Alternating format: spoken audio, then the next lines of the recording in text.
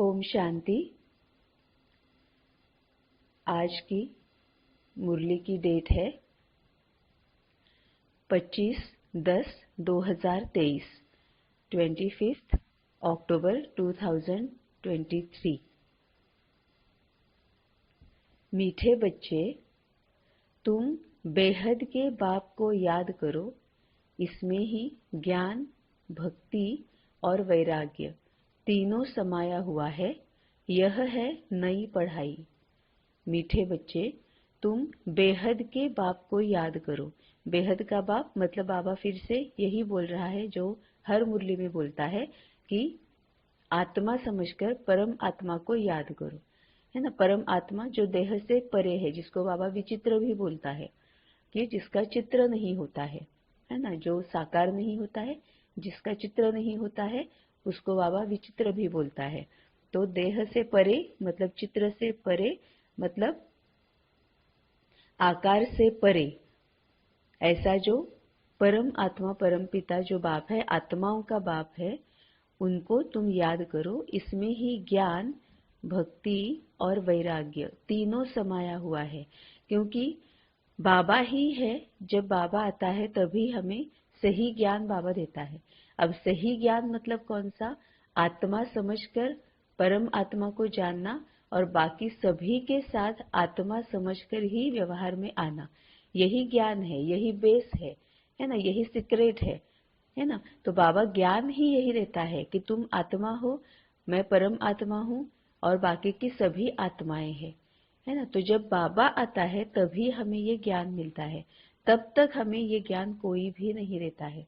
एक सिर्फ हम ज्ञान का मतलब सिर्फ हम इतना भी जान लेंगे तो भी इमीडिएटली कई सारी बातें क्लियर हो जाती है। जैसे बाबा ने कहा है ना कि 1 सेकंड में तुम्हें मुक्ति जीवन मुक्ति मिल जाएगी। अब 1 सेकंड में मुक्ति जीवन मुक्ति मिल जाती है, मतलब क्या होता है? जब बाबा का ज्ञान समझते हैं।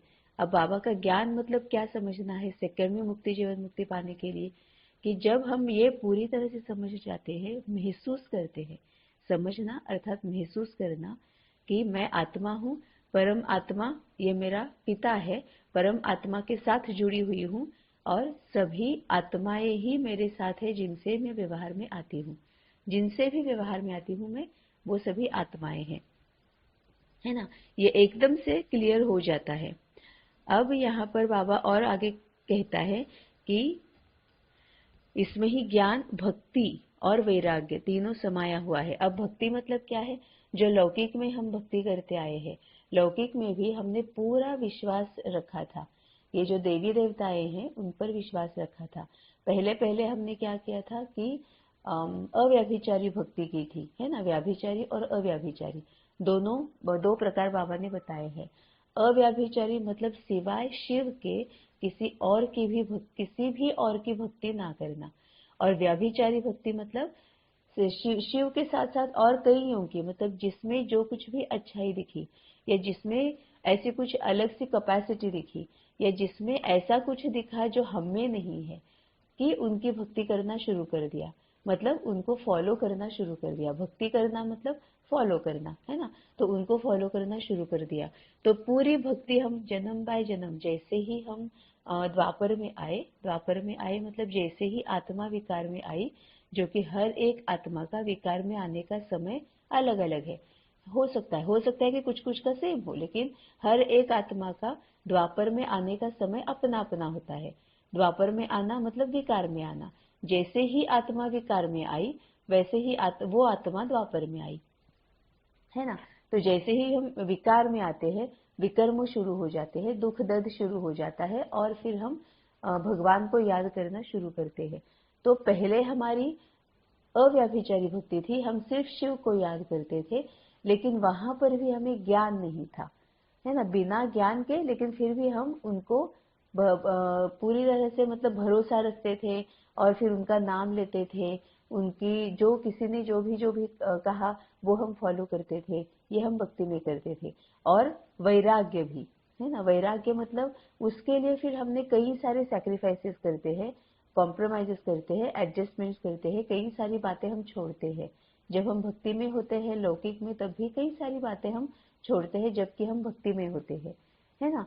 तो बाबा ने यही वहां पर कंपैरिजन किया है कि तुम बेहद के बाप को याद करो, इसमें ही ज्ञान, भक्ति और वैराग्य तीनों समाया हुआ है। अब बाबा जब यहाँ पर आता है, संगम पर आता है, तो बाबा ही है जो हमें आत्मा का और परमात्मा का ज्ञान देता है। मतलब ही मैं आत्मा हूँ, परम आत्मा के साथ जुड़कर सभी आत्माओं के साथ व्यवहार में आना है, यही बाबा ज्ञान देता है ना। सिर्फ मैं आत्मा हूँ और परमात्मा ये मेरा पिता है, परमात्मा मेरा पिता है, इस ज्ञान से कुछ नहीं होगा, है ना। इस ज्ञान से रादर ये ज्ञान ही नहीं कहा जाता, इसको तो इन्फॉर्मेशन ही कहा जाएगा। लेकिन जब हम ये जानेंगे, मानेंगे, समझेंगे और धारण करेंगे, इस पर जब हम चलेंगे कि मैं आत्मा हूँ, परम आत्मा से जुड़कर सभी आत्माओं के साथ व्यवहार में आती हूँ, इसको जब हम अच्छी तरह से समझेंगे, मानेंगे और फिर धारण करेंगे, तभी वो सही रीति हम सही ज्ञान को हम समझ पाएंगे। तो तुम बेहद के बाप को याद करो, इसमें ही ज्ञान, भक्ति और वैराग्य। अब यहाँ पर ज्ञान मतलब जो बाबा ने आत्मा परमात्मा का ज्ञान दिया है वो, भक्ति मतलब फॉलो करना वो, और वैराग्य मतलब सभी देह से संबंधित बातों से छूट जाना। मतलब ये अल्टीमेटली क्या है, लिबरेशन प्राप्त होना, लिबरेट हो जाना, या फिर पावन बन जाना, या फिर बाबा जो बोलता है वो सतयुगी बन जाना, है ना। ये तीनों समाया हुआ है। यह है नई पढ़ाई, मतलब नई पढ़ाई है ना, लौकिक में अलग पढ़ाई होती है और ये बाबा आने के बाद ही ये पढ़ाई हमारी शुरू होती है। प्रश्न है, संगम पर ज्ञान और योग के साथ साथ भक्ति भी चलती है, कैसे? संगम पर ज्ञान और योग के साथ साथ भक्ति भी चलती है, कैसे? उत्तर है, वास्तव में योग को भक्ति भी कह सकते हैं, क्योंकि तुम बच्चे अव्यभिचारी याद में रहते हो। तुम्हारी यह याद ज्ञान सहित है, इसीलिए इसे योग कहा जाता है। द्वापर में सिर्फ भक्ति होती, ज्ञान नहीं होता, इसीलिए उस भक्ति को योग नहीं कहा जाता। उसमें कोई एम ऑब्जेक्ट नहीं है। अभी तुम्हें ज्ञान भी मिलता, योग भी करते, फिर तुम्हारा बेहद की सृष्टि से वैराग्य भी है। संगम पर ज्ञान और योग के साथ साथ भक्ति भी चलती है, कैसे? वास्तव में योग को भक्ति भी कह सकते हैं, क्योंकि तुम बच्चे अव्यभिचारी याद में रहते हो, है ना। जैसे ही बाबा आता है, जैसे ही हम बाबा को पहचानते हैं, और वैसे हमारी फिर से एक अव्यभिचारी याद शुरू हो जाती है। व्यभिचार मतलब लौकिक में भी व्यभिचार किसको कहा जाता है कि जो एक को छोड़ अनेकों के पीछे रहते हैं, अनेकों के साथ रहते हैं। पतित, जिसको बाबा वेश्यालय बोलता है ना, कि जो एक युगल के साथ ना रहते हुए भी एक के साथ गृहस्थ में बसे हुए हैं, फिर भी अनेकों की तरफ जिनका ध्यान रहता है, उसको व्यभिचार बोला जाता है लौकिक में, है ना। तो वही वर्ड बाबा यहाँ पर यूज करता है कि वास्तव में योग को भक्ति भी कह सकते हैं, क्योंकि तुम बच्चे अव्यभिचारी याद में रहते हो। मतलब ही बाबा कहता है, जैसे ही बाबा यहाँ पर आता है, हम अव्यभिचारी याद में रहते हैं, और इसको भक्ति कहा जाता है, क्योंकि द्वापर में आने के बाद पहले हमारी ऐसी ही भक्ति शुरू हुई थी, है ना। जैसे जैसे नए नए हम द्वापर में आए, अव्यभिचारी भक्ति शुरू हुई थी। अब जैसे बाबा आया, अव्यभिचारी याद में हम रहते हैं, इसके लिए बाबा बोलता है कि ये भक्ति जैसे ही है। अब हमें सेल्फ चेकिंग करना है, क्या बाबा ये बोल रहा है वो सही है, हम व्यभिचारी याद में रहते हैं या अव्यभिचारी याद में रहते हैं। अगर सिवाय बाबा के किसी की भी हमें याद आती है, तो हम व्यभिचारी याद में है, व्यभिचारी भक्ति में है। और अगर कुछ भी सुख हो, दुख हो, चिंता हो, परेशानी हो, भय हो, अगर हमें बाबा की ही याद पहले आती है, तो ही हम अव्यभिचारी भक्ति में या फिर अव्यभिचारी याद में है ना। अगर हमें एकदम से डर लगता है, या फिर कोई टेंशन होती है, या फिर कोई पूछना है, कोई डाउट है, क्वेश्चन है, क्वेरी है, दुख है, दर्द है, और अगर हमें किसी देहधारी की पहले याद आ रही है, तो फिर हम ये बाबा का जो वरदान है, क्योंकि हर एक सेंटेंस बाबा का वरदान है, बाबा के मुंह से, मतलब बाबा से निकला है, मतलब वो वरदान ही है, वो प्रत्यक्ष होने ही वाला है। अगर हम विधि को फॉलो करेंगे तो यहाँ पर बाबा ने बताया कि तुम सभी अव्यभिचारी याद में रहते हो, बाबा से वरदान मिला। अब चेक करना है कि क्या सही में मैं अव्यभिचारी याद में रहती हूँ, सही में मैं अव्यभिचारी याद में रहता हूँ, या मेरी याद व्यभिचारी है। अगर मुझे अभी भी बाबा के आने के बाद, बाबा का होने के बाद, बाबा को जानने के बाद, बाबा को समझने के बाद भी अगर मुझे पहले किसी देहधारी की याद आती है, तो पक्का मैं व्यभिचारी याद में हूँ, है ना। तो वहां पर चेंज करना है ना। बाबा फिर सभी पॉइंट्स देता है ना, ज्ञान के भी देता है, योग के भी देता है, धारणा के भी देता है, सेवा के भी देता है। तो वहां पर चेंज करना है। अब चेंज क्या करना है, अगर मुझे अभी तक देहधारी की किसी याद आती है, तो सबसे पहले अब क्या करना है, वहां चेंज करना है कि मुझे बाबा को ही याद करना है। और बाबा को जब मैं याद करती हूँ, फिर भी अगर मुझे कोई बात समझ में नहीं आती है, तो बाबा ही बताता है कि हमें किसके पास जाना है। उसके पास जाएंगे तो एक झट में हमें पूरी क्लैरिटी आ जाती है, क्योंकि जब बाबा हमें किसी का नाम बताता है, किसी के पास जाने के लिए बोलता है, तब बाबा ने उसको भी आंसर के साथ तैयार रखा हुआ रहता है। तो जैसे ही हम उनके पास जाएंगे, हमें आंसर मिल जाएगा, है ना। नहीं तो फिर ऐसे नहीं होगा कि हाँ यहाँ उनके पास गए लेकिन उन्हें भी पूरा अच्छी तरह से पता नहीं है, ये नहीं होगा। कई बार ऐसे होता है ना कि हम खुद अगर किसी के पास जाते हैं, तो फिर ऐसे होता है कि हाँ मतलब ये ऐसे ऐसे हो सकता है, या फिर मुझे अभी पता नहीं है, ऐसे भी हो सकता है। बाबा ने अगर कहा होगा तो बाबा उनको उत्तर के साथ साथ तैयार रखता है ना। तो इसमें ये भी बाबा ने ज्ञान क्या है, योग क्या है, धारणा क्या है, इसके पॉइंट्स इसमें ही आ गए हैं। तो वास्तव में योग को भक्ति भी कह सकते हैं, क्योंकि तुम बच्चे अव्यभिचारी याद में रहते हो। याद मतलब योग, योग याद ध्यान मेडिटेशन सभी सेम है ना। याद मतलब क्या है, मन बुद्धि से किसी के बारे में सोचना। योग मतलब क्या है, मन बुद्धि से किसी के साथ संयोग होना, जुड़ जाना। याद में भी हम मन बुद्धि से किसी के साथ ही जुड़ जाते हैं, योग में भी मन बुद्धि से वैसे किसी के साथ जुड़ जाते हैं, है ना। ध्यान में मतलब क्या है, किसी की स्मृति में रहना, मतलब ही याद में रहना, मतलब ही योग में रहना, मतलब ही मन बुद्धि से किसी के साथ जुड़ जाना। अब हमें ये सेल्फ चेकिंग करनी है कि ये जो मन बुद्धि से किसी के साथ जुड़ जाना है, वो किसके साथ हम जुड़ रहे हैं। अगर हम सिवाय बाबा के किसी के भी साथ जुड़ रहे हैं, तो हम वो विनाशी के साथ जुड़ रहे, पुराने के साथ जुड़ रहे, पतित के साथ जुड़ रहे, है ना। तो उनको वो जैसे जैसे उनकी स्थिति चेंज होती जाएगी, वैसे वैसे हमारी भी स्थिति चेंज होने वाली है। लेकिन अगर हम सिर्फ बाबा के साथ इस तरह से जुड़ रहे हैं, याद में, योग में, ध्यान में, सिर्फ बाबा के साथ ही अगर हम मन बुद्धि से जुड़ रहे, तो हमारी स्थिति वैसे ही रहेगी जिसके साथ हम जुड़ रहे, मतलब बाबा के जैसी। मतलब हम पूरे अचल अड़ुल रह सकते हैं, है ना। जैसे ही बाबा से डिस्कनेक्ट होंगे, हम हलचल में आ सकते हैं, जो कि हम सभी एक्सपीरियंस करते ही है। तो तुम्हारी यह याद ज्ञान सहित है, इसीलिए इसे योग कहा जाता है। अब ये भक्ति में नहीं होता है ना। भक्ति में जो हम याद करते हैं भगवान को या फिर देवी देवताओं को, वो ज्ञान सहित नहीं होता है। हम राम राम राम राम राम राम करते रहते हैं, रटते रहते हैं, राम रक्षा बोलते रहते हैं, गणेश जी को याद करते हैं, देवियों को याद करते हैं, है ना, हनुमान जी को याद करते हैं। लेकिन वो जो याद होती है वो ज्ञान के साथ नहीं होती है। सिर्फ हम राम राम राम राम राम करते रहते हैं। उस वक्त हमें ये पता नहीं होता है कि राम मतलब एक्चुअली कौन, राम ने क्या किया। हम ये सभी कथाएं हैं, रामायण है, महाभारत है, ये भी हम पढ़ते हैं। उसके कई कई उसके पारायण जिसको बोला जाता है, वो भी कई कितनी बार हम करते हैं। फिर भी वहां पर हमें पता नहीं है सीता मतलब कौन, राम मतलब कौन, सीता मतलब क्या, राम मतलब क्या, दशरथ मतलब क्या, दशरथ, है ना, मतलब क्या, या फिर अशोक वाटिका मतलब क्या, ये रावण मतलब क्या, कुछ भी हमें पता नहीं है। ये जो मृग आता है सीता के सामने, हिरण जो आता है, वो मतलब क्या। हम बस कथा सुनते आए हैं ना, पूरी भक्ति में कथा सुनते आए हैं, सुनाते आए हैं, लेकिन वो इसके पीछे का भावार्थ क्या है, इसमें क्या, इसमें से हमें ज्ञान क्या लेना है, वो हमें पता नहीं था।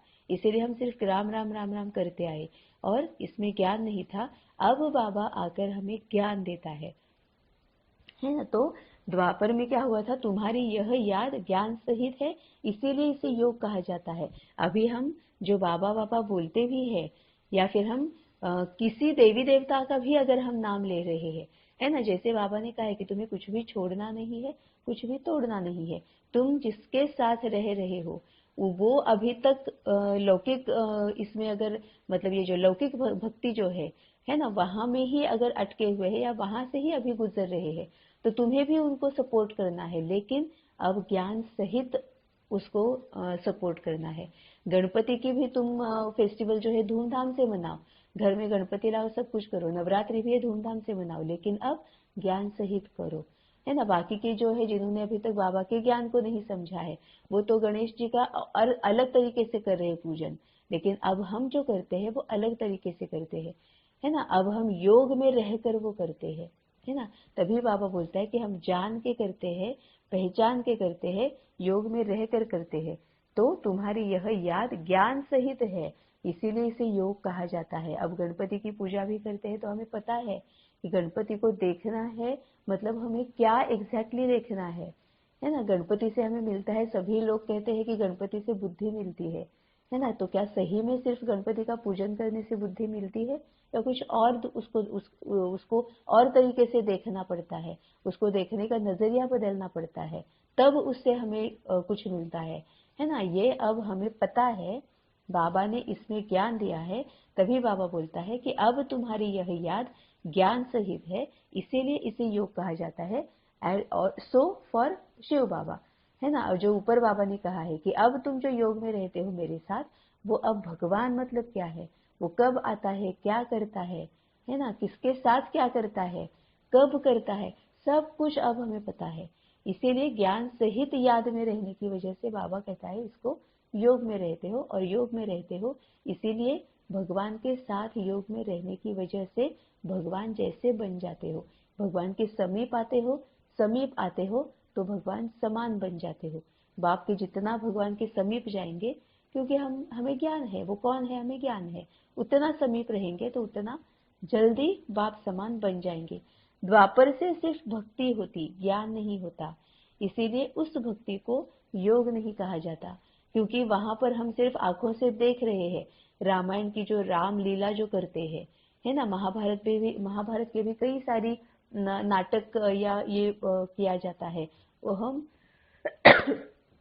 शरीर की आंखों से देख रहे हैं, या फिर कानों से सुन रहे हैं, या इन आंखों से पढ़ रहे हैं, लेकिन मन बुद्धि वहां तक हम लेके नहीं जा सकते, क्योंकि बाबा ही नहीं है ना। सही डायरेक्शन हमें नहीं मिला है, सही ज्ञान ही नहीं है वहां पर, तो मन बुद्धि उनके साथ हम जोड़ नहीं सकते।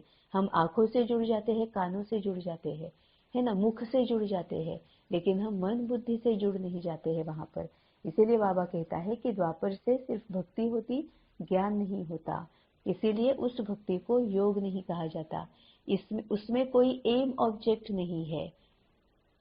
अभी तुम्हें ज्ञान भी मिलता, एम ऑब्जेक्ट अभी बाबा ने दिया है ना, क्या करना है, संपूर्ण बनना है, कर्मातीत बनना है, पवित्र बनना है, बाप समान बनना है, शांति धाम में जाना है, मतलब मुक्ति, या तो मुक्ति को पाना है या तो जीवन मुक्ति को पाना है।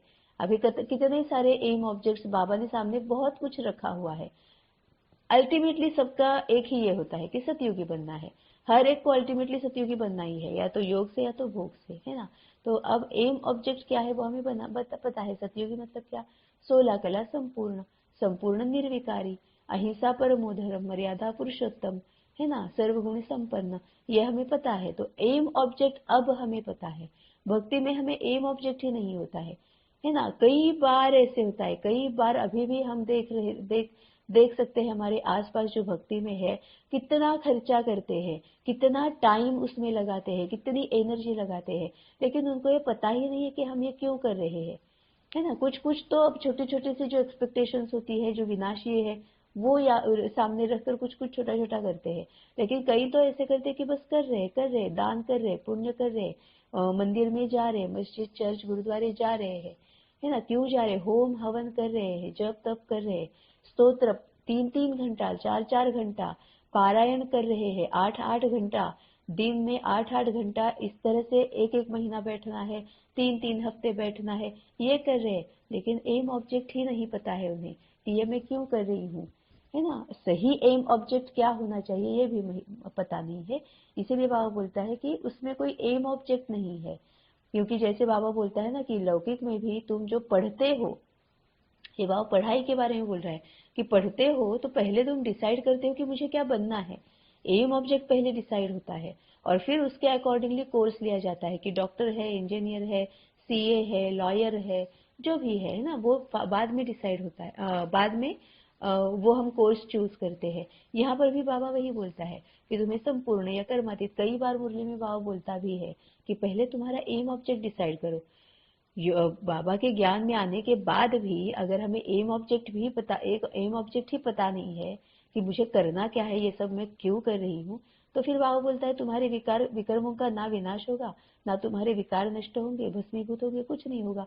तभी तो हम देखते हैं ना कि कितने सालों से, 5-5 सालों से, 10-10 सालों से, 50-50 सालों से, 25-25 सालों से बाबा के पास होते हैं, लेकिन फिर भी वैसे के वैसे अहंकारी रहते हैं, वैसे के वैसे क्रोधी रहते हैं, वैसे की वैसी जलन की भावना रहती है, झूठ बोलने की आदत रहती है ना, क्योंकि एम ऑब्जेक्ट ही पता नहीं है कि मुझे पावन बनना है या मुझे पाप समान बनना है या कर्मातीत बनना है या संपूर्ण बनना है। ये अगर पता होगा तो पावन बनना है, ये मुझे पता है, तभी मैं सोचूंगी कि एम ऑब्जेक्ट पावन बनना ये है। अब मतलब मुझे क्या करना है, पावन बनना है मतलब अभी मैं क्या हूँ फिर, तो मैं पतित हूँ मतलब क्या हूँ, है ना, तो मैं विकारी हूँ, विकारी और पतित मतलब मैं क्या हूँ। ये जब मुझे पता चलेगा तभी मैं उसको छोड़ना कैसे है इसके बारे में बाबा के साथ बात करूंगी। अब क्यों छोड़ना है इसके बारे में बाबा के साथ बात करूंगी, है ना, कि तभी पता चलेगा ना कि दुख दर्द क्यों है, अशांति क्यों है, भय क्यों है। फिर उसके तरफ जाना या फिर उस अकॉर्डिंगली चेंज करना, अपने आप को चेंज करना मैं शुरू करूंगी, है ना। तभी बाबा मुरलियों में भी बोलता है कि अपना एम ऑब्जेक्ट क्या है वो भी सोच लो और फिर उसके अकॉर्डिंगली तुम विधियों को फॉलो करो या फिर बाबा के साथ रहो, बाबा से बात करो।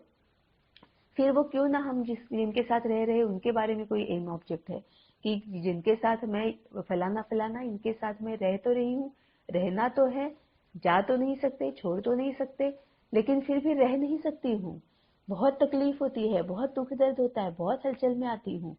बाबा इसके लिए मैं क्या करूँ, ये एम ऑब्जेक्ट रखेंगे अमृत वेले में। रोज एम ऑब्जेक्ट हम ये रख सकते हैं, है ना, कि आज मैं बाबा से पूछ के ही रहूंगी कि बाबा मैं इनके साथ नहीं रह पा रही हूँ तो मुझे क्या करना चाहिए। या फिर जहाँ पर जॉब में है, प्रोफेशन में है और कहीं पर है, जिनके भी साथ इंटरेक्शन में आते हैं उनके साथ मैं नहीं रह पा रही हूँ, है ना, ये भी ऑब्जेक्ट ही तो, एम ही तो है ना, ऑब्जेक्ट ही तो है ना।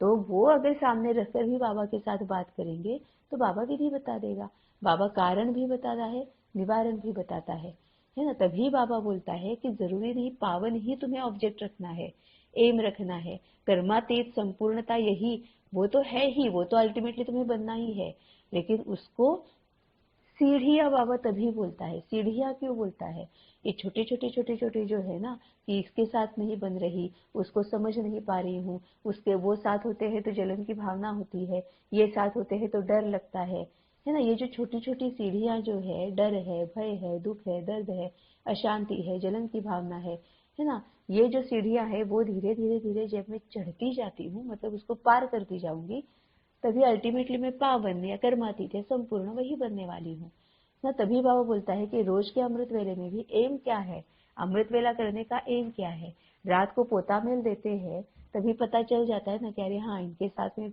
मेरी प्रॉब्लम बहुत है ना बाबा, ये आ रही है। अब कल अमृत वेले में जरूरी नहीं है कि कल ही अमृत वेले में करना है, अमृत वेला तो वैसे भी हमारे लिए है, लेकिन फिर भी पोता मेल के बाद एक डिसाइड करना है कि हाँ बाबा कल हम इस पर बात करेंगे, अभी तो मैं सो जाती हूँ, बहुत थक गई हूँ, दिन भर बहुत कुछ हुआ है। फिर बाबा के पास सो जाएंगे और अगर अगले दिन वो एम रखकर बाबा के साथ बात करेंगे, कारण भी मिल जाएगा, निवारण भी मिल जाएगा, है ना। इसको बाबा कहता है ये ज्ञान है, इस ज्ञान की वजह से फिर हम योग में रहते हैं और फिर उस वजह से फिर बाबा कहता है कि तुम फिर आगे सदगति मिल जाती है, पावन बन जाते हो। तो द्वापर से सिर्फ भक्ति होती, ज्ञान नहीं होता, इसीलिए उस भक्ति को योग नहीं कहा जाता, उसमें कोई एम ऑब्जेक्ट नहीं है। अभी तुम्हें ज्ञान भी मिलता, योग भी करते, फिर तुम्हारा बेहद की सृष्टि से वैराग्य भी है। अब यहाँ पर बाबा ने बताया हुआ है कि बाबा आने के बाद ज्ञान सहित योग में रहने के वजह से मिलता क्या है, ये बाबा ने यहाँ पर, जो कि भक्ति में हमें मिलता नहीं है ना। तो बाबा ने क्या कहा कि अभी ज्ञान भी मिलता, ज्ञान सहित योग में रहते, इसीलिए बेहद की सृष्टि से वैराग्य मिल जाता है, वैराग्य हो जाता है बेहद की सृष्टि से। मतलब देह और देह से संबंधित सभी बातों से वैराग्य होता है। अब अगर सृष्टि, बेहद की सृष्टि से वैराग्य, ये पढ़ने के बाद, ये सुनने के बाद अगर हमारे सामने आता है कि दुनिया से वैराग्य, तो भी हम, गलत नहीं है, लेकिन फिर भी हम देहभान का अंश हम में है ही है। अगर हमें ऐसे लग रहा है कि सृष्टि से वैराग्य हो रहा है, तो देहभान का अंश तो है ना। इसीलिए अगर पूरे देही अभिमानी होकर सोचेंगे तो क्या होगा, पहले आत्मा की सृष्टि, आत्मा की जो बेहद की सृष्टि है ना, वहां से वैराग्य। आत्मा की जो पुरानी पतित कलियुगी विकारी जो सृष्टि है ना, उसमें से वैराग्य कि अब मुझे ये जलन की भावना है, झूठ बोलना है, ईर्ष्या करनी है, स्वार्थ भाव रखना है, अपेक्षा रखनी है, अब मुझे कुछ नहीं चाहिए इसमें से।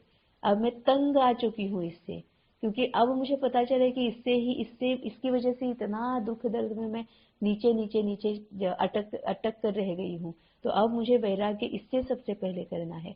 कोई भी सामने आए, कोई भी आत्मा, घटना या परिस्थिति सामने आए, मुझे इसमें से अब कुछ भी नहीं चाहिए, बहुत हो चुका है ना। सबसे पहले आत्मा की पुरानी विकारी पतित सृष्टि से वैराग्य।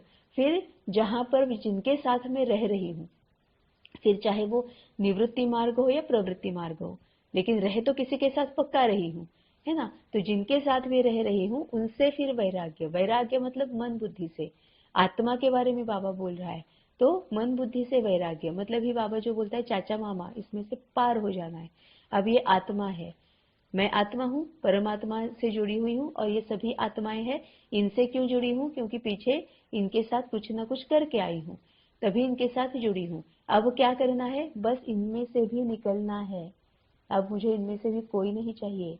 क्यों नहीं चाहिए, क्योंकि पता नहीं किसके साथ मैं रह रही हूँ, किसका सोलमेट है जिसको मैं अपना मानकर रह रही हूँ, है ना। पता नहीं किसका बच्चा है मैं अपना मानकर चल रही हूँ, पता नहीं किसके असली माँ बाप है मैं अपने मानकर चल रही हूँ, है ना। क्यों, क्योंकि ये अभी जो रिश्ते में मैंने बनाए हैं, वो मेरे पिछले कार्मिक अकाउंट की वजह से अभी ये बने हुए हैं। असल में जरूरी नहीं कि यही मेरे असली रिश्ते हैं, है ना। तो यहाँ से भी वैराग्य, मन बुद्धि निकालनी है। छोड़ना कुछ भी नहीं है, तोड़ना कुछ भी नहीं है, तन से अलग किसी से भी नहीं होना है, मन बुद्धि से वैराग्य, है ना। और फिर ऐसे करते करते फिर ऑटोमेटिकली स्वराज्याधिकारी बन जाते हैं, तो राज्य भाग्य प्राप्त कर लेते हैं। फिर पूरी दुनिया से, पूरी सृष्टि से जिनके भी साथ वैराग्य, क्योंकि ये हमारी ये हो गई है ना, धारणा हो गई है ना, हमारी धारणा हो गई है, हमारा ये नेचुरल नेचर बन गया है कि अब मैं हर एक को आत्मा देखती हूँ, किसी के भी बीच बिल्कुल बहुत ज्यादा अटैच्ड भी नहीं रहती हूँ, लेकिन पूरी तरह से डिटैच भी नहीं रहती हूँ। लव एंड लॉ का बैलेंस रखकर मैं चलती हूँ, है ना। तो तभी बाबा कहता है कि अभी तुम्हें ज्ञान भी मिलता, योग भी करते, फिर तुम्हारा बेहद की सृष्टि से वैराग्य है। योग भी करते मतलब अब हमें पता है कि ज्ञान की वजह से योग कैसे करना है, योग में कैसे रहना है, योग से क्या लेना है, वो हमें पता है। तो योग में रहते हैं, शक्तियां लेते हैं, ज्ञान के साथ साथ शक्तियां भी ले रहे हैं, जिस वजह से हम अपने आप को एडजस्ट करते हैं, कॉम्प्रोमाइज करते हैं, सैक्रिफाइसेस करते हैं, मोहब्बत के साथ करते हैं, प्यार के साथ करते हैं, और इसमें से पार हो जाते हैं। बेहद की सृष्टि से वैराग्य मिल जाता है।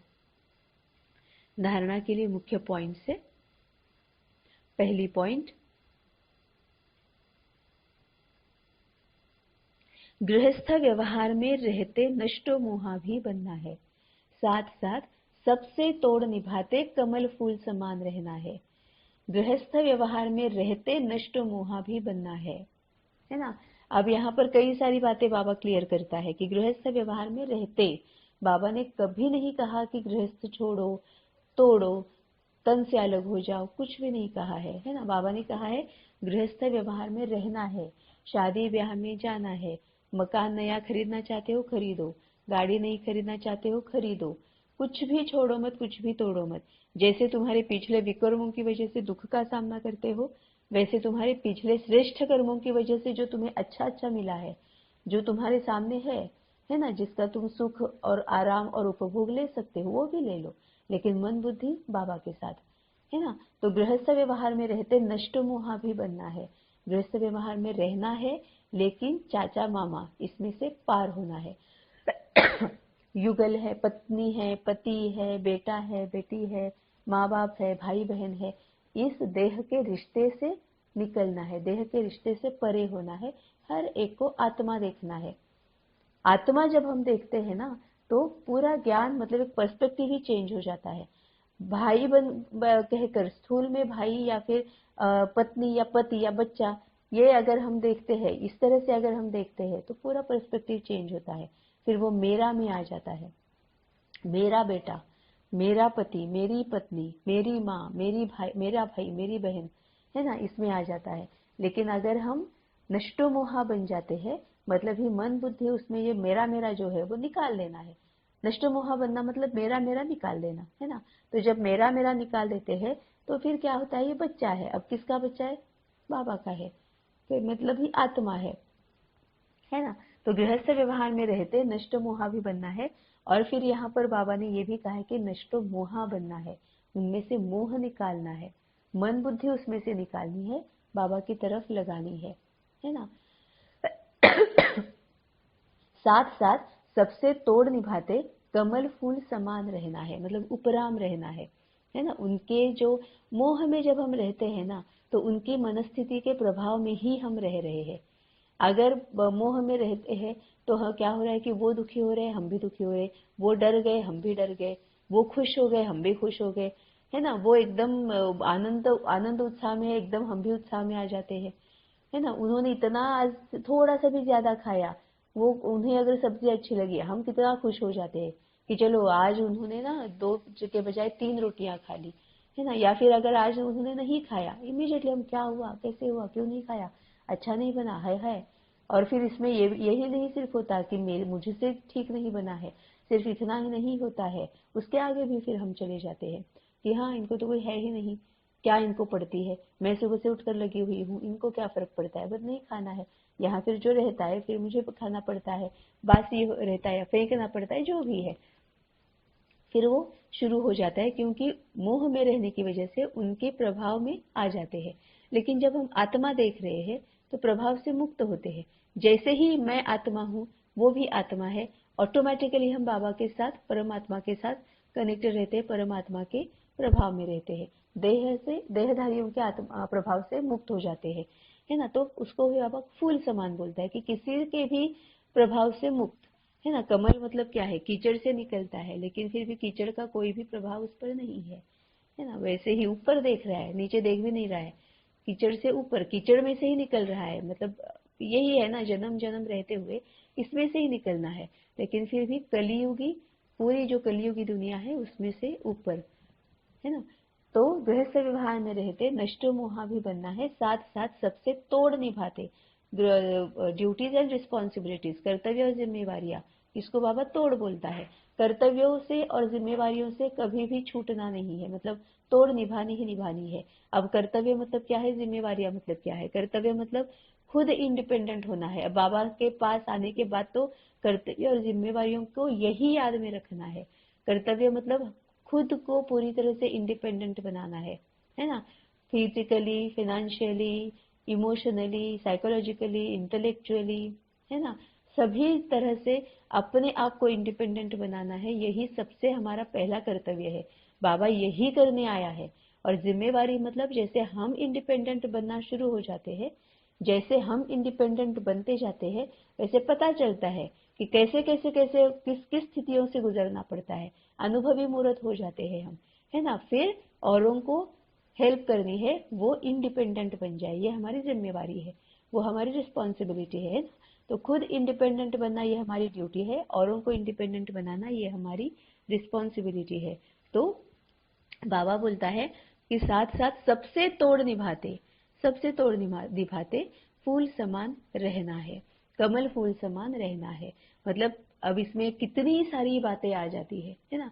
अब तोड़ निभाना है, मतलब कर्तव्यों को, जिम्मेवारियों को भी निभाना है, मतलब क्या करना है, जैसे मैं इंडिपेंडेंट बनी हूँ वैसे औरों को भी बनाना है। अब औरों को बनाते बनाते भी कमल फूल समान रहना है, मतलब किसी के प्रभाव में नहीं आना है, मतलब ही किसी से अपेक्षा नहीं करनी है ना, कि मैं बता रही हूँ, अब उनकी तरफ देखते नहीं रहना है कि हाँ ये मैं आ गया, आज कुछ चेंज दिख रहा है, नहीं, बस उनको बताते जाना है, उनके सामने अपने आप को मनसा वाचा कर्मणा प्रत्यक्ष करते जाना है ना, मनसा से भी करना है, वाचा से भी करना है, कर्मणा से भी करना है, लेकिन फिर भी कमल फूल समान, मतलब उपराम रहना है, साक्षी दृष्टा रहना है, देही अभिमानी रहना है। वो चेंज हुए नहीं हुए, कब होंगे कैसे होंगे कि नहीं होंगे, ये हमारी जिम्मेवारी है ही नहीं। तभी बाबा इसको नष्टो मोहा कहता है। मोह जब होता है तो हमारा क्या होता है कि बाबा बाबा इसको भी लेके आओ ना, बच्चे को भी लेके आओ ना तुम्हारे पास, बाबा बाबा युगल को भी तुम्हारे पास लेके आओ ना। वो नहीं आते हैं तो दुखी हो जाते हैं, आते हैं तो खुश हो जाते हैं, कभी चलते हैं तो खुश होते हैं, नहीं चलते हैं तो दुखी हो जाते हैं, मतलब पूरे उनके प्रभाव में आ गए हैं, कमल फूल समान नहीं रह रहे। तभी बाबा बोल रहा है कि साथ साथ सबसे तोड़ निभाते, ड्यूटीज और रिस्पॉन्सिबिलिटीज को फुलफिल करते हुए भी ये क्यों नहीं आ रहा है, कब आएगा, कैसे आएगा, कितनी देर में आएगा, आएगा कि नहीं आएगा, हमारी हमारी जिम्मेवारी है ही नहीं वो, है ना। सबको मनसा वाचा कर्मणा, बाबा जो बोल रहा है बाप समान बनकर बाबा के ज्ञान गुण और शक्तियों को प्रत्यक्ष करना है, मनसा वाचा कर्मणा। जब वाचा की जरूरत हो वाचा से, कर्मणा की तो बाबा तो कहता है कि तुम सबके हीरो पार्टधारी हो, सबके सामने तुम हो, सभी स्टूडेंट्स के सामने। कल की मुरली में बाबा ने कहा है ना, परसों की मुरली में, कि सभी स्टूडेंट्स है, स्टूडेंट्स के सामने तुम हो, तो कर्मणा से तो तुम्हें बहुत ध्यान रखना है ना, वाचा से भी बहुत ध्यान रखना है, मनसा से भी, है ना। तो ऐसे करना तो है, लेकिन जिम्मेवारियों का बोझ बाबा पर डालना है, कि ये इन तक कब पहुंचेगा वो जाने और बाबा जाने। तो इसको ही बाबा कहता है कि साथ साथ सबसे तोड़ निभाते कमल फूल समान रहना है। दूसरी पॉइंट है, धारणा करने के लिए ज्ञान धन का दान जरूर करना है। ज्ञान और योग से अपनी कमाई जमा करनी है, बाकी ध्यान दीदार की आश नहीं रखनी है ना। धारणा करने के लिए ज्ञान धन का दान जरूर करना है, क्योंकि होता यह है कि जितना हम औरों के साथ बात करते हैं बाबा के ज्ञान के ऊपर, चर्चा करते हैं, जितना लेन देन करते हैं ज्ञान की, है ना, उतना हमें वो क्लियर होते जाता है, और फिर वो धारण होना आसान हो जाता है, क्योंकि कई सारी बातें क्लियर हो जाती है।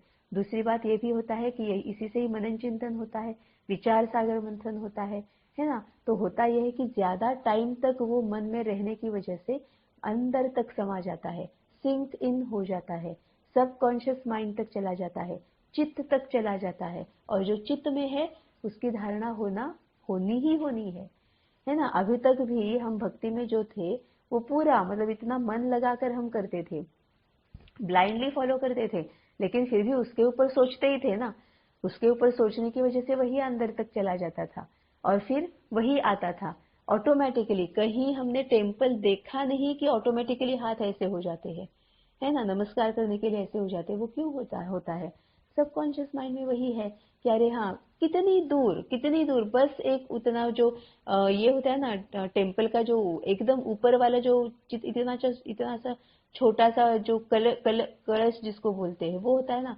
इतना सा भी कहीं पर दिख जाता है, झाड़ियों में से, घरों में से पार कहीं पर, ऑटोमेटिकली हाथ नमस्कार करते हैं। क्यों? क्योंकि वो चित्त पर चढ़ा हुआ है ना, कि ये भगवान है, यहाँ पर देवी है, देवता है, उनको नमस्कार करना ही करना है, ये चित्त पर चढ़ा हुआ है। वही बाबा बोलता है कि धारणा करने के लिए ज्ञान धन का दान जरूर करना है। अब हमें कौन सी धारणा करनी है? बाबा के साथ निरंतर योग में रहने की धारणा होनी चाहिए, या फिर ये सभी विकारों को नाश करना है, संपूर्ण बनना है, कर्मातीत बनना है ना। जो भी बाबा बोलता है उसकी अगर धारणा होना जरूरी है, तभी बाबा बोलता है कि ज्ञान धन का दान करो। ज्ञान जब हम बताते रहते हैं, बाबा के साथ पहले क्लियर होना चाहिए, और फिर जब हम औरों को देते रहते हैं, डिस्कशन करते रहते हैं, उसके ऊपर चर्चा करते रहते, विचार सागर मंथन करते रहते, उतना वो मन बुद्धि के ऊपर ज्यादा रहता है। जितना मन बुद्धि पर ज्यादा रहेगा, मन में ज्यादा रहेगा, उतना वो चित्त तक पहुंच जाएगा, तो धारणा होने में आसानी होती है। तो ज्ञान धारणा करने के लिए ज्ञान धन का दान जरूर करना है, ज्ञान और योग से अपनी कमाई जमा करनी है।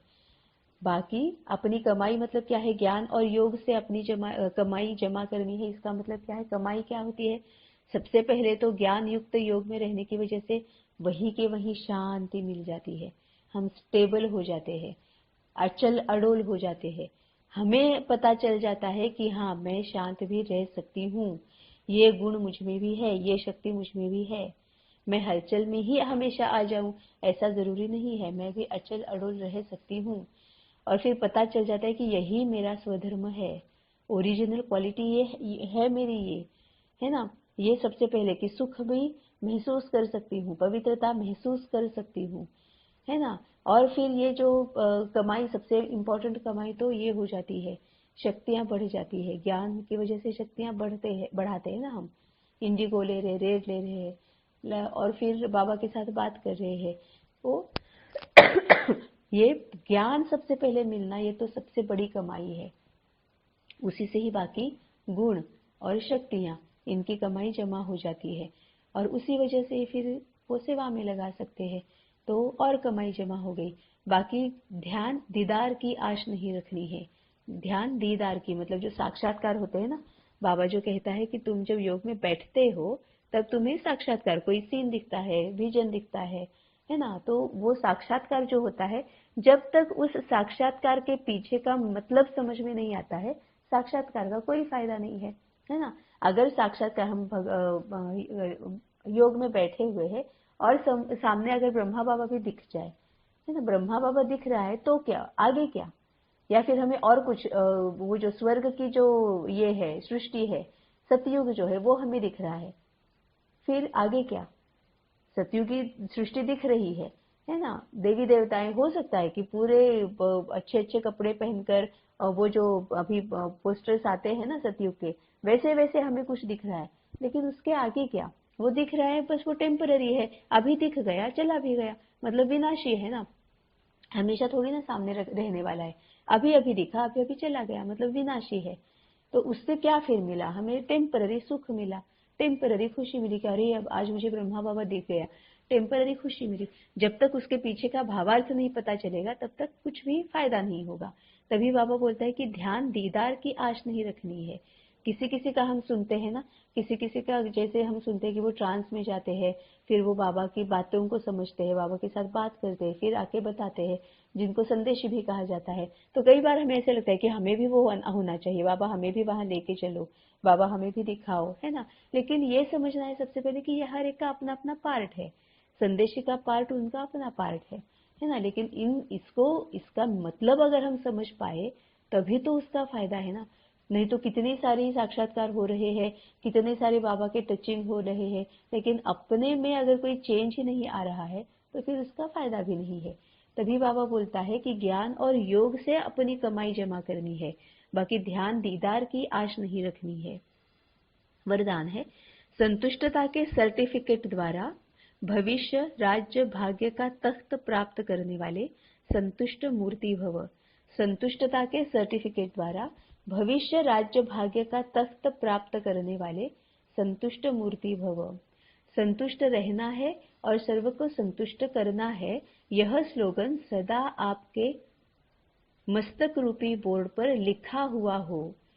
संतुष्ट रहना है और सर्व को संतुष्ट करना है, यह स्लोगन सदा आपके मस्तक रूपी बोर्ड पर लिखा हुआ हो, क्योंकि इसी सर्टिफिकेट वाले भविष्य में राज्य भाग्य का सर्टिफिकेट लेंगे। तो रोज अमृत वेले इस स्लोगन को स्मृति में लाओ। जैसे बोर्ड पर स्लोगन लिखते हो, ऐसे सदा अपने मस्तक के बोर्ड पर यह स्लोगन दौड़ाओ, तो सभी संतुष्ट मूर्तियां हो जाएंगी। जो संतुष्ट है वह सदा प्रसन्न है। संतुष्टता के सर्टिफिकेट द्वारा भविष्य राज्य भाग्य का तख्त प्राप्त करने वाले संतुष्ट मूर्ति भव। अब यहाँ पर बाबा ने संतुष्ट मतलब क्या है वो भी बताया है, संतुष्ट रहना कैसे है वो भी बाबा ने बताया है, लेकिन सबसे इम्पोर्टेंट बात बाबा ने ये बताई है कि हमें संतुष्टता का सर्टिफिकेट लेना है ना। अब ये सर्टिफिकेट कहाँ कहाँ से लेना है वो इम्पोर्टेंट बात है है ना। सिर्फ हम अगर बोल रहे हैं कि हाँ मैं संतुष्ट हूँ, मैं संतुष्ट हूँ, अब मुझे कोई भी अपेक्षा नहीं है, किसी से भी अपेक्षा नहीं है, मैं तो अब बाबा के साथ रहती हूँ, मैं तो बिल्कुल बाबा समान बन गई हूँ। हम अगर ऐसा बोलेंगे, बाबा कहता है इससे कोई फायदा नहीं होगा, इससे कोई बहुत ज्यादा फर्क नहीं पड़ने वाला। संतुष्टता के सर्टिफिकेट द्वारा, ये सर्टिफिकेट, ये जो वर्ड है ना वो इम्पोर्टेंट है। अब ये सर्टिफिकेट्स कहाँ कहाँ से लेने हैं? एक तो ब्राह्मण परिवार से, दूसरा अपने परिवार से, स्थूल परिवार से, और तीसरा बाबा से, है ना। बाबा से ये सर्टिफिकेट चाहिए कि हाँ बच्चे तू संतुष्ट है। ब्राह्मण परिवार से भी ये सर्टिफिकेट चाहिए कि हाँ ये जो आत्मा है ना वो संतुष्ट आत्मा है। और अपना जो स्थूल परिवार है उनसे भी चाहिए कि हाँ अब ये संतुष्ट है। और सबसे बहुत डिफिकल्ट होता है स्थूल परिवार से सर्टिफिकेट मिलना, है ना। स्थूल परिवार से अगर हमें सर्टिफिकेट मिल गया, कोई भी सर्टिफिकेट हो, शांति का हो, सुख का हो, संतुष्टता का हो, पवित्रता का हो, कोई भी सर्टिफिकेट, अगर हम जिनके साथ रह रहे हैं, है ना। अब अपना स्थूल परिवार, इसका मतलब ये सिर्फ प्रवृत्ति मार्ग वालों के लिए नहीं है। अपना परिवार इसका मतलब ये नहीं कि हमें शादी करनी चाहिए, बच्चे ही पैदा करने चाहिए, या माँ बाप के साथ ही रहना चाहिए, भाई बहनों के साथ ही रहना चाहिए, स्थूल लौकिक वाले, तभी हम प्रवृत्ति मार्ग में है। ऐसा कुछ नहीं है। हमारा परिवार इसका मतलब जिनके साथ हम रह रहे हैं इस वक्त वही हमारा परिवार है। फिर हम कहीं पर भी रह रहे हो, कहीं पर भी रह रहे हो, है ना। तो जो जिनके साथ हम रह रहे हैं वो हमारा परिवार है। तो परिवार से जब हमें ये सर्टिफिकेट मिल जाता है इसमें से कोई भी, वो तो फिर हमें मतलब बाबा से भी मिल गया और ब्राह्मण परिवार से भी मिल गया। क्यों? क्योंकि जिनके साथ हम रह रहे होते हैं वो हमें इन एंड आउट जानते हैं, है ना। तो क्या होता है कि हम अगर सपोज 10 साल से अगर उनके साथ रह रहे हैं, तो उन्होंने हमारा क्रोध देखा है, हमारी अपेक्षाएं क्या क्या है वो उन्होंने देखी है, हमारी जेलसी उन्होंने देखी है, जलन की भावना देखी है, हमारी झूठ बोलने की आदत उनको पता है ना। हम जो ईर्ष्यावश जो काम करते हैं, या फिर हम जो द्वेष हम अपने मन में रखते हैं, मत्सर जो हमारे अपने अंदर होता है, हमारा आलस जो है ना, ये सभी के सभी विकार जो है, उसके बच्चे जो है, पोतरे धोतरे जो है, वो सबसे वो वाकिफ होते हैं। उन्हें पूरा पता होता है कि ये ऐसे ऐसी आत्मा है ना। और उनकी वही छवि हमारी वही छवि उनके मन में होती है, हमारी वही इमेज उनके मन में होती है ना। इतना सभी कुछ गलत करते हैं। बाबा के पास आने के बाद हमने कई सारा अपने आप को चेंज किया है, फिर भी वो ये मानने के लिए तैयार नहीं होते हैं कि हाँ मतलब अभी तो बाबा बाबा कर रही है, लेकिन मतलब एक बार भी अगर हम रूठ जाते हैं, एक बार भी हम किसी के बारे में कुछ गलत बात करते हैं, एक बार भी हम गुस्से में या क्रोध में आ जाते हैं, क्योंकि गुस्सा और क्रोध इसके बीच का अंतर हमें पता है, उनको अभी पता नहीं है, तो उनको गुस्सा भी क्रोध ही लगता है ना। तो एक बार भी हम गुस्सा करते हैं तो भी उनकी वही पुरानी इमेज फिर से पॉपअप हो जाती है, फिर से वही ऊपर आ जाती है। हाँ ये तो ऐसे ही है, जब बाबा बाबा कर रही होती है, जब मुरली पढ़ रही होती है, जब किसी और को कुछ बता रही होती है, तभी ये सही रहती है। इतना सभी कुछ करते तो पुरानी इमेज ही उनकी वापस ऊपर आ जाती है। लेकिन जब ये होता है कि नहीं, उनको भी विश्वास हो गया कि नहीं अब तो इनमें बहुत चेंज आया है, अब ये इतना दुखी नहीं रहते हैं, इतना हलचल में नहीं आते हैं, इतना डरते नहीं है, चिंता नहीं करते हैं, है ना। नहीं तो पहले क्या होता था, बच्चा अगर बाहर जा रहा है, बच्चे ठीक से जा, ये कर, हाँ वैसे कर, हाँ तू यहाँ मत देखना, वहां मत देखना, ऐसे जाना वैसे जाना, कितना कुछ कर दे। वहां जाते मुझे बताना, वहां जाते मुझे मैसेज करना, कॉल मत करो कम से कम मैसेज तो करो, है ना। कितना हम मतलब भुन भुन भुन भुन भुन भुन, इतना उनके पीछे पीछे पीछे पीछे, हेलीकॉप्टर होता है ना, घुई घुई घुई घुई सर के ऊपर, वैसे हम रहते हैं। लेकिन अब हम जब चेंज हो जाते हैं, एक बार उन्होंने देखा हमने चेंज किया, दूसरी बार भी देखा ये पहले जैसे नहीं कर रहे, तीसरी बार भी देखा अब तो ये चेंज ही हो रहे, जब उनको पक्का यकीन हो जाता है तब ही वो कहते हैं कि हाँ अब ये चेंज हो गए हैं। जब इस तरह से मतलब जब जिनके साथ हम रहते हैं ना, उनका सर्टिफिकेट मिलना बहुत डिफिकल्ट होता है, जब तक उनको पूरा यकीन नहीं हो जाता, क्योंकि एक बार भी कुछ हम करते हैं फिर से वो है कि ये पहले जैसी है, ऐसा हो जाता है। तो वहां पर जब हम निरंतर बाबा के साथ रहते हैं, निरंतर बाबा की याद में रहकर, निरंतर बाबा के ज्ञान गुण और शक्तियों को ही यूज करते रहते हैं और फिर ये बाबा का ज्ञान गुण और शक्तियां हमारा नेचुरल नेचर बन जाता है, तभी हमें परिवार से मतलब लौकिक परिवार जो है जिनके साथ लौकिक में हम रह रहे हैं उनसे सर्टिफिकेट मिल जाता है। वही बाबा यहाँ पर बोल रहा है कि संतुष्टता के सर्टिफिकेट द्वारा, मतलब ये जो संतुष्टता का सर्टिफिकेट है वो हमें बाबा से भी चाहिए। बाबा तो बेचारा भोला है, बाबा तो इमीडिएटली दे देता है, हाँ बच्चे तू संतुष्ट है ही, बाबा बोलता है तू तो है ही, है ना, क्योंकि बाबा मीठे बच्चे ही बोलता है, सिकेलते बच्चे ही बोलता है, जबकि है ही नहीं हम। तो बाबा बोलता है कि हाँ बच्चे तू है ही संतुष्ट, है ना। तो बाबा से तो मिल जाता है। ब्राह्मण परिवार से भी थोड़ा सा मुश्किल होता है, लेकिन अपने परिवार से मिलना बहुत डिफिकल्ट होता है। तो बाबा से, ब्राह्मण परिवार से और अपने परिवार से जब संतुष्टता का सर्टिफिकेट मिल जाएगा तो उसके द्वारा भविष्य राज्य भाग्य का तत्व प्राप्त करने वाले, ये जब मिल जाता है तब तो बात बन ही जाती है। तो संतुष्ट रहना है और सर्व को संतुष्ट करना है, यह स्लोगन सदा आपके मस्तक रूपी बोर्ड पर लिखा हुआ हो, क्योंकि इसी सर्टिफिकेट वाले भविष्य में राज्य भाग्य का सर्टिफिकेट लेंगे। ऑब्वियसली ना, संतुष्ट रहना है और सर्व को संतुष्ट करना है। अभी हम क्यों नहीं कर पाते हैं? अभी हम क्या करते हैं? दुखी रहते हैं, औरों को दुखी करते हैं। ये क्यों करते हैं? क्योंकि हम में अहंकार है ना। अहंकार को ठेस पहुंचती है तो हम दुखी हो जाते हैं। हमसे हमारी कई सारी अपेक्षाएं होती है, अपेक्षा पूरी नहीं होती है तो हम दुखी हो जाते हैं, है ना। हमारी कई सारी फिर ये होता है कि मुझे ये चाहिए वो चाहिए, है ना, नहीं पूरा होता है, हमें आलस में रहना है, लेकिन हमको इस तरह से बैठे नहीं देते हैं, हम दुखी हो जाते हैं। और जब हम दुखी होते हैं तो हम फिर क्या, औरों को दुखी करना ही है ना, क्रोध में आ जाते हैं, फिर औरों को दुखी करते हैं। अब बाबा बोलता है संतुष्ट रहना है, मतलब हमें खुश रहना है, उमंग उत्साह में रहना है, संतुष्ट रहना है। संतुष्ट रहना है मतलब क्या है? संतुष्ट रहना है इसका मतलब ये है, कई सारे इसके हम एंगल से इसको देख सकते हैं, लेकिन एक एंगल ये भी है कि जो भी मेरे पास है उसमें मैं खुश हूँ। जो है उसकी तरफ देख रही हूँ, जो नहीं है उसकी तरफ नहीं देख रही हूँ। भले मुझ में अभी विकार है, लेकिन फिर भी मैं ये पेशेंस के साथ अपने आप पर पूरा निश्चय के साथ चल रही हूँ कि हाँ मैं चेंज भी हो रही हूँ। 5 मिनट पहले मैं वो जो मैं थी वो मैं अभी नहीं हूँ।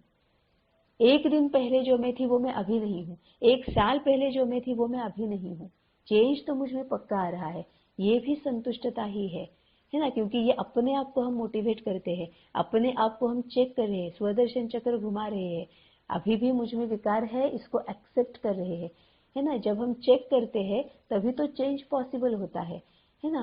तो संतुष्ट रहना है, जब हम इस तरह से संतुष्ट रहते हैं तभी हमें क्या पता चलता है कि हाँ, थोड़ा सा धैर्य रखते हैं, धीरज रखते हैं, पेशेंस रखते हैं तो हम चेंज हो सकते हैं।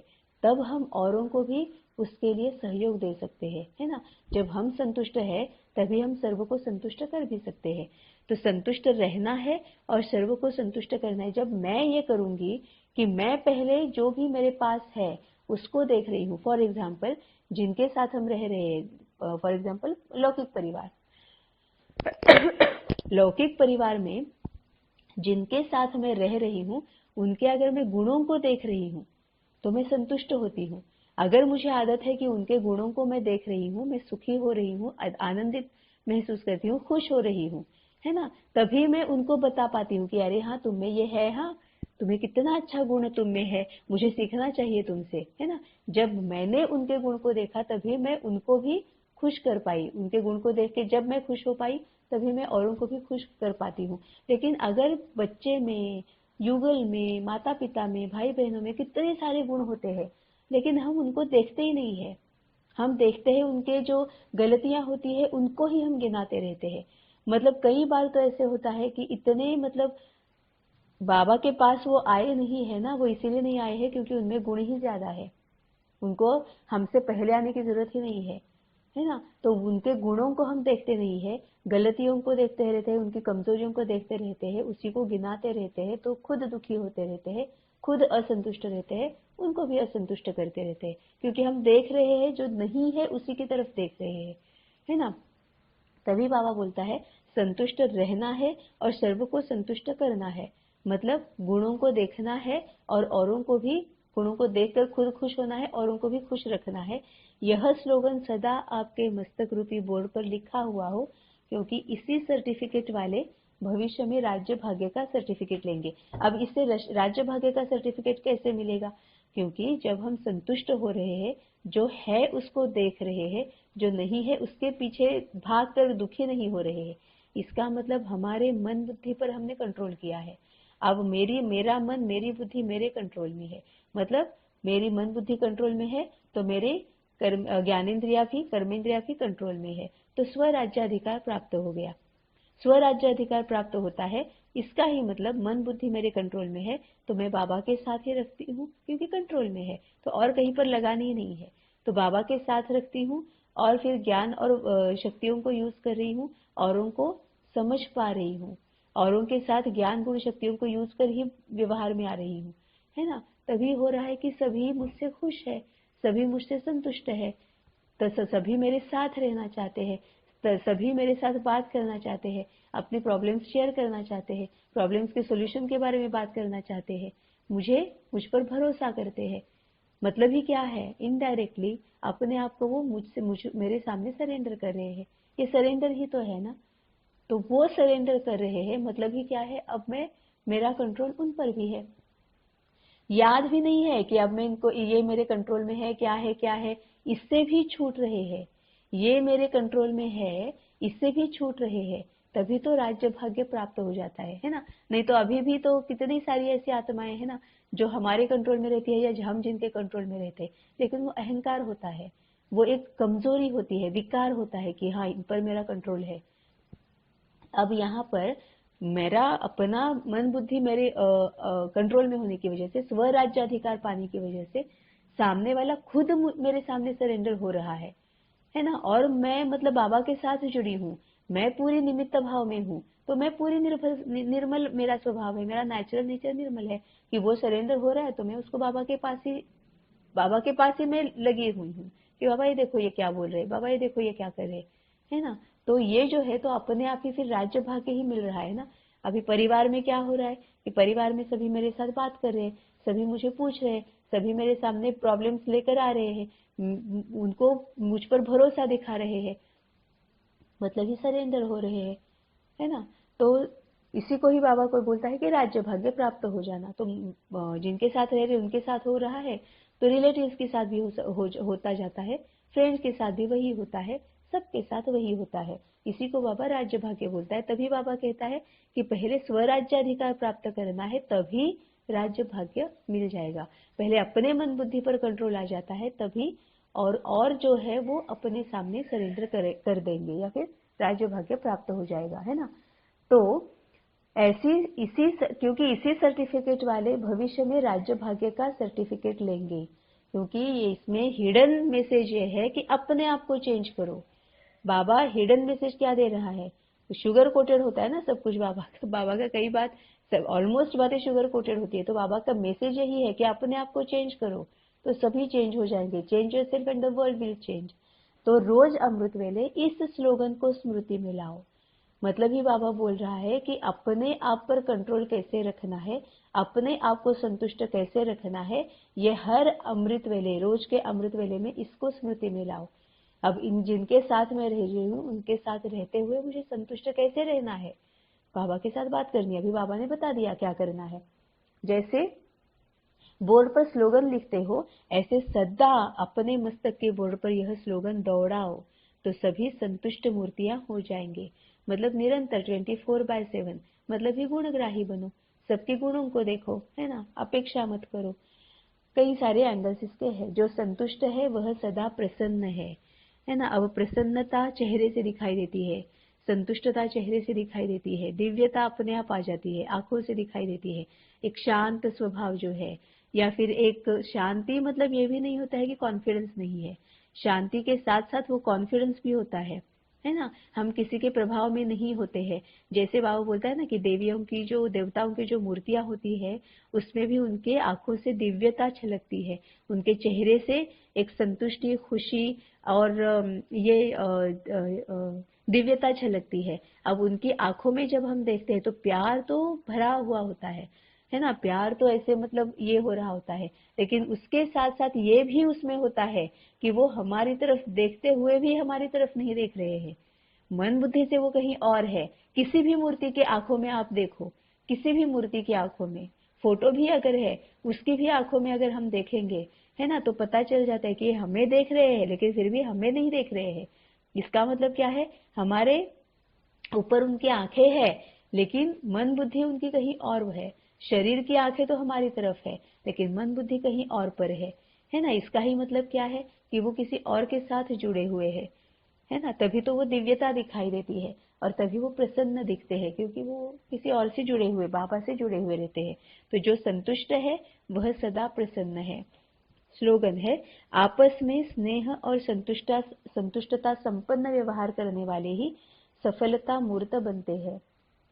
आपस में स्नेह और संतुष्टता संपन्न व्यवहार करने वाले ही सफलता मूर्त बनते हैं। मतलब वही है, आपस में मतलब जिनके साथ हम रह रहे हैं या जिनके साथ हम इंटरैक्शन में आ रहे हैं, क्योंकि यहाँ पर बाबा ने आपस में कहा, तो जिनके भी साथ हम इंटरैक्शन में आते हैं उनके साथ व्यवहार कैसे होना चाहिए, स्नेह और संतुष्टता संपन्न, है ना। अब स्नेह और संतुष्टता संपन्न व्यवहार एक दूसरे के साथ हम तभी कर पाते हैं जब हम बाबा के साथ कनेक्टेड है, हम आत्मा स्थिति में है, देही अभिमानी है, कमल फूल समान है ना। मन मनाभव स्थिति में जब हम होते हैं, मतलब कि क्या है, बाबा के पास होते हैं तो ज्ञान और शक्तियां, है ना, तो ज्ञान की क्लैरिटी होती है तो ऑटोमेटिकली शक्तियों को और गुणों को ही यूज करते हैं। तो स्नेह उसमें ही आता है, संतुष्टता उसमें ही आती है ना। तो स्नेह और संतुष्टता संपन्न व्यवहार करने वाले ही सफलता मूर्त, मतलब स्वराज्याधिकार और राज्य भाग्याधिकार, है ना। स्वराज्याधिकार होता है, राज्य भाग्य, या फिर हम ये भी कह सकते हैं कि कर्मातीत बन जाते हैं, संपूर्ण बन जाते हैं, पावन बन जाते हैं, कमल फूल समान बन जाते हैं, बाप समान बन जाते हैं। यही सफलता है। सफलता मतलब क्या है, पावन बनना, है ना, कर्मातीत, संपूर्ण, बाप समान, यही सफलता है ना। तो आपस में स्नेह और संतुष्टता संपन्न व्यवहार करने वाले ही सफलता मूर्त बनते हैं। ओम शांति।